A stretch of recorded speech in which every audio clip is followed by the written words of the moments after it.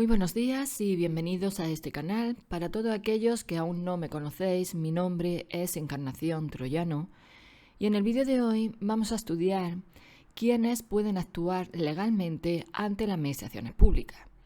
Para ello nos tenemos que trasladar al artículo 3 de la Ley 39/2015, es decir, la Ley de Procedimiento Administrativo Común. Este artículo 3 dice quiénes pueden actuar legalmente ante la administración pública. Por ejemplo, presentar solicitudes, presentar recursos, firmar trámites, etc., según la ley. En concreto, este artículo establece que pueden actuar legalmente ante las administraciones públicas las personas físicas o jurídicas, es decir, cualquier persona o empresa que tenga capacidad legal según el derecho civil y pueden actuar ante la administración. Por ejemplo, un adulto, una sociedad, una asociación con personas jurídicas, etc. También este artículo establece que pueden actuar legalmente ante las administraciones públicas los menores de edad, pero establece que los menores pueden actuar por sí mismos solo en aquellos asuntos en los que la ley les permita hacerlo sin necesidad de padres, tutores o curadores. Hay una excepción y es si el menor está legalmente incapacitado y esa incapacitación afecta a ese derecho concreto. Entonces no podrá actuar solo. Por ejemplo, un menor puede ejercer ciertos derechos reconocidos por la ley, como pueden ser algunos trámites educativos, pero no todos.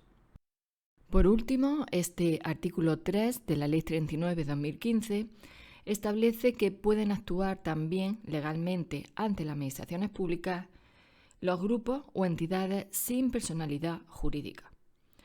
Establece que cuando una ley lo diga expresamente, también pueden actuar grupos de personas afectadas, uniones o entidades sin personalidad jurídica, por ejemplo, una comunidad de bienes, y patrimonio independiente o autónomo.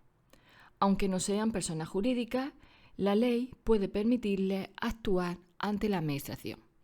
A continuación, vamos a estudiar cada uno de estos grupos por separado.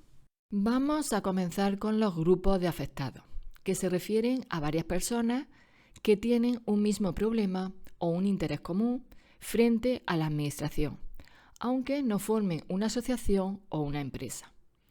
No tienen personalidad jurídica propia, lo cual significa básicamente que la ley no lo reconoce como una persona independiente.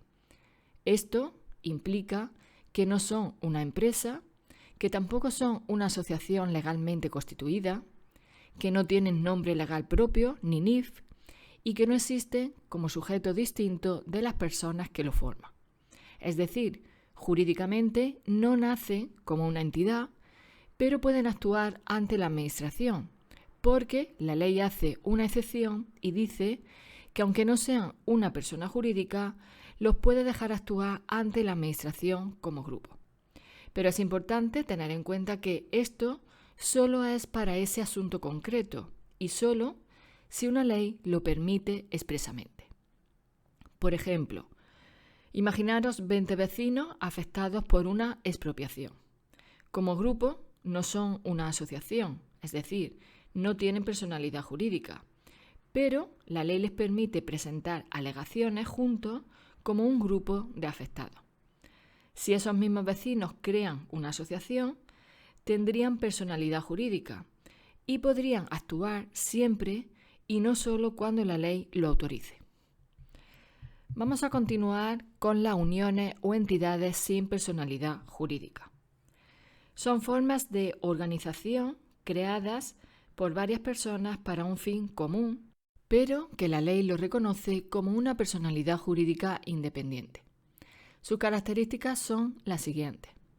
Dichas uniones están formadas por varias personas. Tienen un objetivo común, no tienen personalidad jurídica, no son empresas ni asociaciones legales y actúan a través de sus miembros. Un ejemplo típico sería una comunidad de bienes, por ejemplo, que están formadas por 2 o más personas y que comparten un bien o un negocio. Por ejemplo, también las uniones temporales de empresas, que son varias empresas que se unen para una obra o un contrato concreto. Por ejemplo, es muy típico en contratos públicos. Herencias yacentes, que son patrimonio de una persona fallecida antes de repartirse entre los herederos. O, por ejemplo, agrupaciones sin inscribirse como asociaciones, por ejemplo, un colectivo vecinal informal. Estas uniones o entidades aparecen en la ley porque, aunque no sean personas jurídicas, en la práctica tienen intereses reales, se relacionan con la administración y necesitan hacer trámites como pueden ser recursos, licencias, contratos, etc. Por eso la ley dice, cuando una norma lo autorice, pueden actuar ante la administración. En cuanto a los patrimonios independientes o autónomos, son conjuntos de bienes, derechos y obligaciones que la ley separa del patrimonio personal de una persona para un fin concreto. No son personas, no tienen personalidad jurídica, pero la ley los trata como un patrimonio aparte. Que este patrimonio sea independiente significa que responde de sus propias deudas, que será separado del patrimonio personal del titular y que tiene un destino concreto fijado por la ley. Por ejemplo, herencias yacentes que ya hemos comentado anteriormente, que son bienes del fallecido hasta que se reparte entre los herederos. Patrimonios protegidos de personas con discapacidad, que son bienes destinados exclusivamente a su protección. Por ejemplo, también los fondos sin personalidad jurídica, que son ciertos fondos públicos o privados creados por la ley. O, por ejemplo, concursos de acreedores, que son la masa patrimonial del deudor, que se separa para pagar deuda. Estos patrimonios pueden actuar ante la administración porque la ley entiende que, aunque no sean personas, tienen intereses propios, pueden verse afectados por decisiones administrativas. Necesitan hacer trámites como pueden ser solicitar licencias, impuestos, recursos, etc. La diferencia entre uniones o entidades sin personalidad jurídica y patrimonio independiente son las siguientes. Las uniones o entidades sin personalidad jurídica son personas agrupadas, cuyo elemento central son las personas. Varias personas se unen para un fin común, no nace una persona jurídica nueva y actúa a través de sus miembros. Sin embargo, en los patrimonios independientes o autónomos, son bienes separados cuyo elemento central es el patrimonio.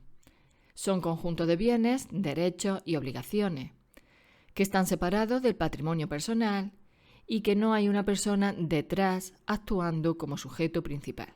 Y aquí lo importante son los bienes que se unen en ese patrimonio.